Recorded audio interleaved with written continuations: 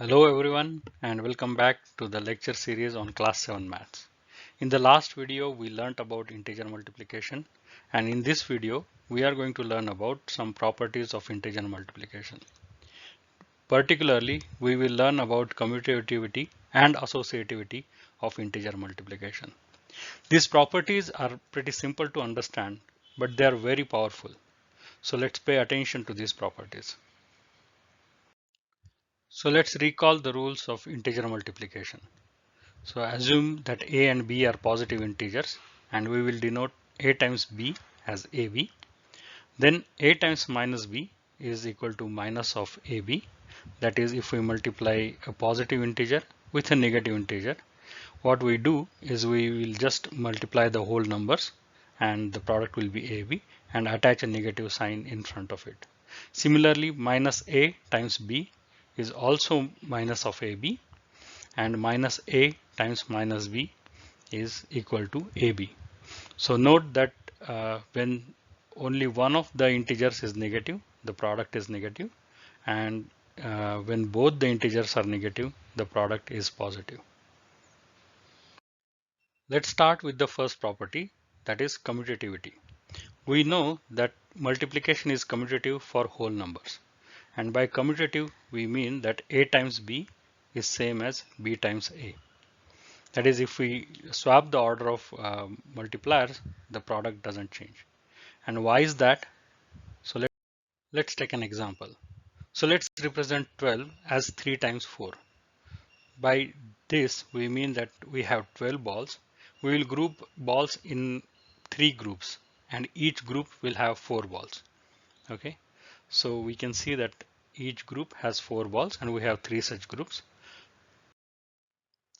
Now let me regroup these balls, and I can also group them as group of 3 balls, and I will have 4 such groups. So this way I'm representing 12 as 4 times 3. The earlier representation was 3 times 4, and now it's 4 times 3.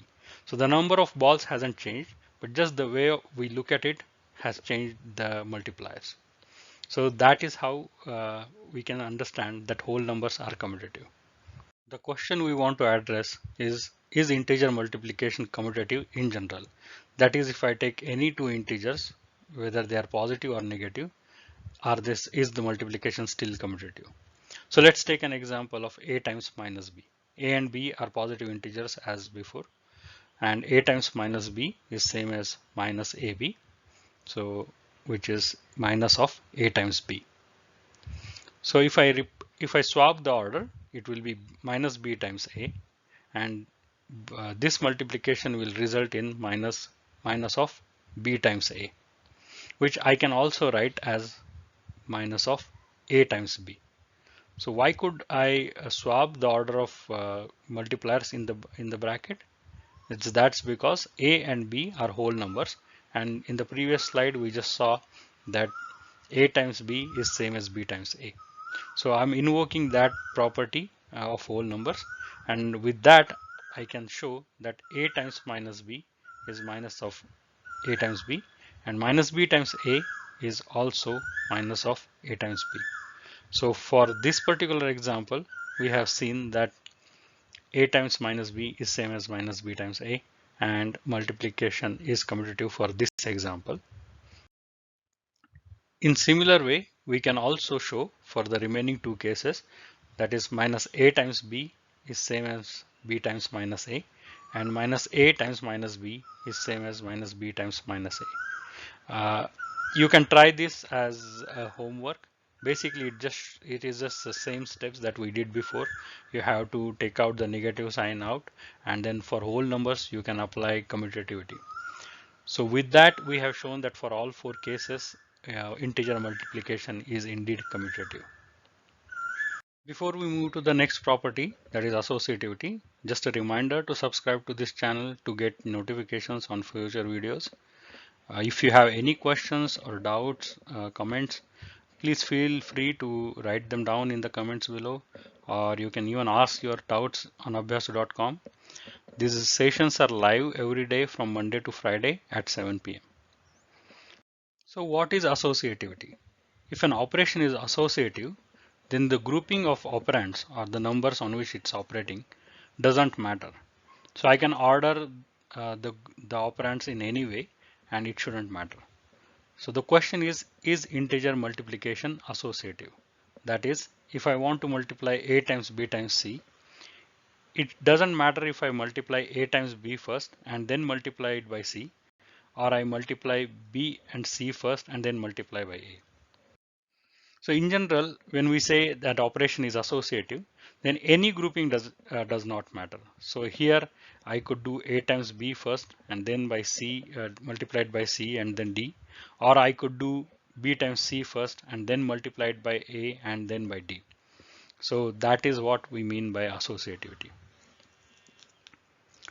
So let's understand why multiplication is associative with positive integers. So it's easy to understand with positive integers intuitively. So let's take an example. So let's say I have lots of cubes. Each cube has size 1 by 1 by 1. So it's like a Rubik cube like cube. And then I arrange them in a layer of b cubes lengthwise and a cubes widthwise. So in each layer I have a times b cubes, and then I stack such layers, I stack c such layers. So totally I have a times b times c cubes. And the way I have done is I form the lower layer first, that is a times b cubes of in that layer, and then I have c such layers. So that makes it a bigger box or a cuboid, which is shown in the red in the red lines. So now let's flip this cuboid by 90 degrees and let's put it on this face. So that will look like the right side cuboid, right side box. And now if you see at the right side box, each layer has b times c cubes and there are a such layers. So here if you see, the number of cubes here is b times c times a, and I can also write it as a times b times c. Why? Because we know that multiplication is commutative. So I can flip the order, a first and then b times c. So you can see that whether I write it as a times b first and then multiply by c, or if I multiply b times c first and then multiply by a, both the way it's the same cuboid, it's the same box. So the answer has to be same. So that's the intuition for positive associativity of positive integer multiplication. So we still don't know about in general integers, but for positive integers, we understand why associativity is true. So for general integers, let's take an example. So let's say I want to multiply minus a times minus b and then multiply by minus c. So this way, let's simplify. So minus a times minus b is a times b, and now we multiply it by minus c. So we have one positive and one negative integer. So the product has minus sign, and the amplitude or magnitude will be a times b times c. In the other grouping, I will group my minus b and minus c together. So we'll do minus b times minus c times minus a. So again, minus b times minus c is b times c, and if we multiply by minus a, we take the sign out and it will be a times b times c. So you see the whole, if you see just the whole numbers, it's a times b times c and a times b times c. So we know from the previous slide that both these products are same. From the box example, we know that both these products are the same and the signs are also same. So the final answer is just the sign multiplied by multiplication of whole numbers. And we know that the whole multiplication of whole numbers is same. Now we want to see whether sign also remains same. And you can say that sign will always stay same. So sign of minus a times minus b and multiplied by minus c and the other grouping will be always same. And why is that? That's because sign doesn't depend on the grouping. Sign depends only on how many integers are negative.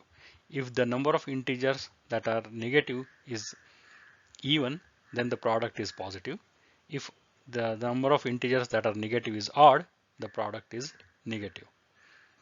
So we have seen that for whole numbers, the multiplication is associative, and for in general integers, the sign will also be same in whichever way you group them. So in general, integer multiplication is associative. So we have seen that integer multiplication is both commutative and associative. These are two very important properties to remember. They're easy to remember, but we just wanted to stress the intuitive understanding of these properties. So hope you have understood that. If you have any questions, feel free to ask them in comments or on abhyasa.com, and subscribe to this channel to see future videos. Thank you and bye bye.